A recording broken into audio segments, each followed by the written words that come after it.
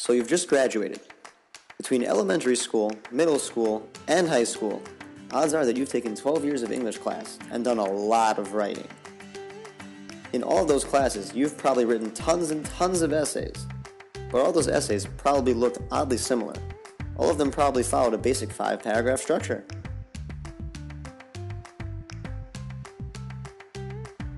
You know, introduction that says what you're going to say, 3 proofs for your thesis, and a conclusion that summarizes what you said.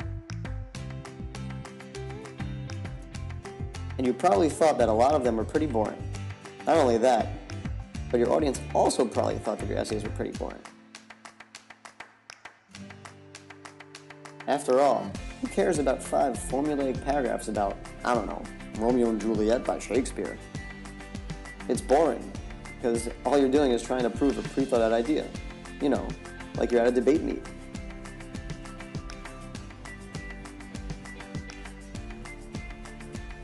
The point of essays in high school was to ram your idea down the reader's throat. If you had a side question, qualification on what you said, or another point that came out of your argument, cross it out. It was irrelevant. All you were focused on when writing the high school paper was getting the A+, writing the best paper you could get to get the grade. The point was merely to force your opinion on abortion, yay or nay.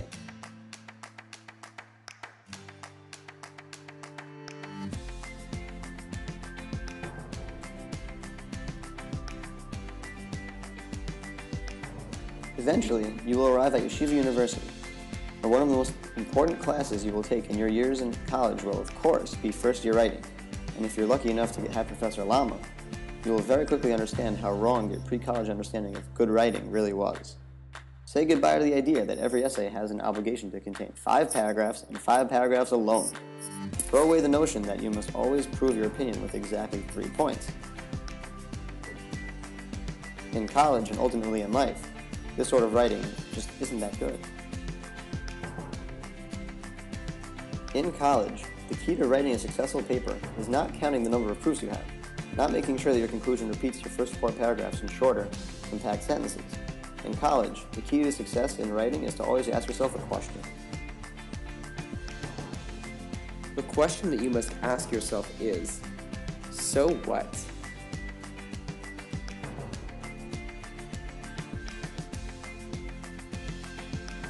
So a car ad uses a sex appeal to sell the car?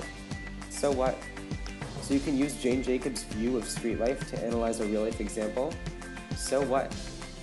Your first-year writing professor and the rest of the world wants to read an essay that matters. When you write an essay about sex appeal in a car ad, write about what this shows about society. What does the sex appeal show about gender roles in that society, or what it takes to sell a product to today's consumers? When you analyze Jane Jacobs' view of street life about a real-life issue, ask how this analysis allows us to better understand that real-life issue. Talk about how your analysis can help you improve the situation that you're addressing. By asking the question, so what, your essay will capture the attention of your audience. Your readers will be on the edge of their seats because your essay ventures beyond the limitations of 5 paragraphs. By asking yourself, so what, you ensure that your essay will enlighten. Your essay will be interesting. Your essay will discuss an important issue. Your essay will encourage the reader to develop new ideas. After all, the purpose of college is to expand your mind and teach you to think critically, and only a paper that asks, so what, demonstrates that you've done that. The question then becomes, how do we encapsulate this in our paper?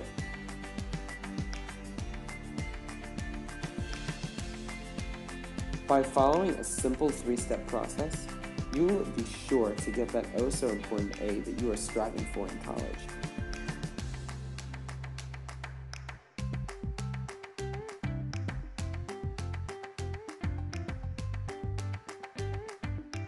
The first step is to clearly identify a problem or a question.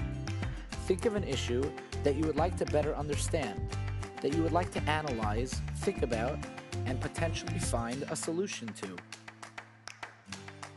This problem may come from something you have read, or it may simply come from a television ad you have seen, maybe an ad trying to sell an iPad. The problem could even be something you yourself found perplexing.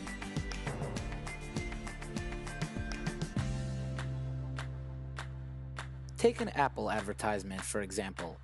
We all know the commercial, the one where the guy says, "Hi, I'm a Mac," and the other one says, "And I'm a PC." Well, what does that commercial really say about society? What rhetoric is Apple using to try and sell their product? And what does this tell us about the way society views certain people and certain products? Why doesn't the commercial merely tell us about their product, the Macintosh computer, and leave it at that?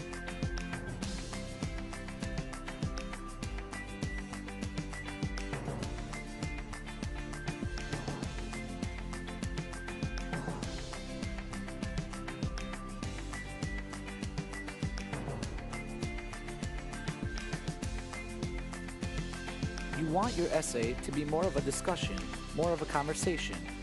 Firstly, a discussion with yourself. You want to understand what you think about a topic and why you think that way.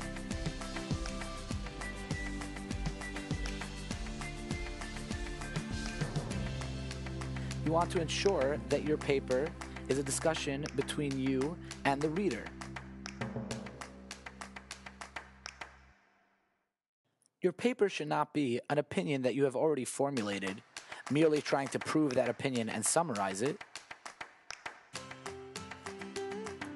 Your paper should be the thought process that takes place in your head, the actual process of formulating that opinion in the first place. Which leads us to step number 2. Make sure to analyze all sides of the discussion. While some might conclude A, others may suggest B. And while A may consider the possibility, B might discredit it completely. Always make sure to show both sides to an argument and not just the side that you are inclined to lean towards.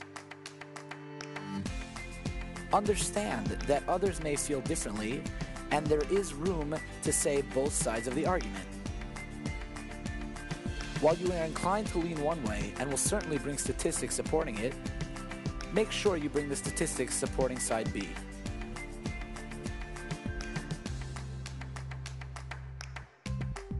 When discussing gun rights and whether or not they should be restricted, understand that there are two sides to the argument. While some would argue gun rights should be restricted, others may say they most certainly should not.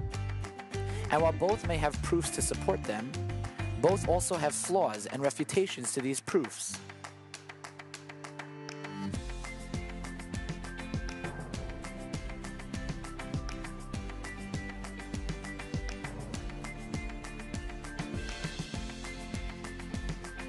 Understand and make clear that both of these opinions do exist, and there is a give and take between the two opinions, each with its pros and each with its cons.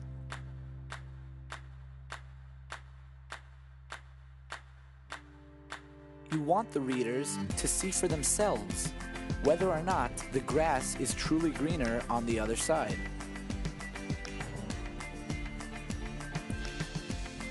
The readers should be able to weigh both opinions and their proofs and flaws, and make an informed decision for themselves on what they feel is the correct solution to this problem, not believe what you tell them to believe.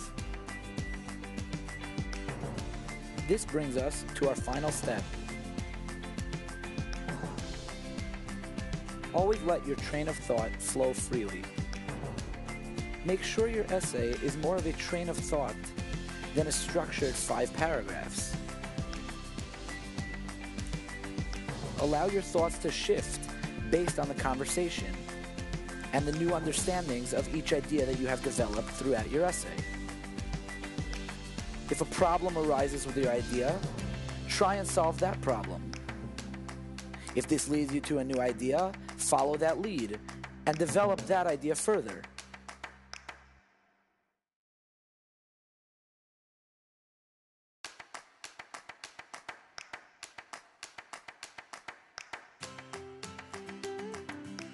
Always begin your essay with a problem.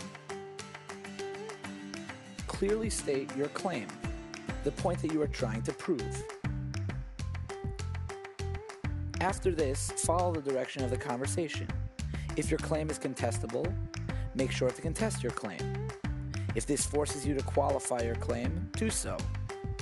If you choose to, you can introduce the other side of the issue, maybe even contesting that side of the issue as well. You may now develop a new problem based on the second side to this issue. And with that new problem comes a new claim. And with that new claim, yet another new problem perhaps. Continue to follow the flow of the conversation, dealing with the issues with that new claim, and trying to find the solution to those new issues.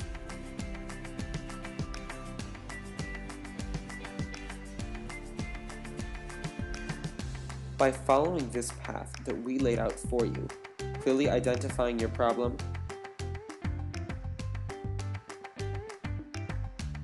carefully analyzing every possible side of your problem,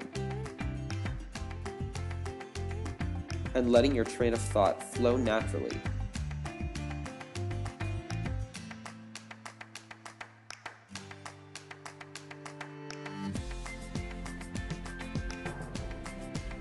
you will achieve writing success.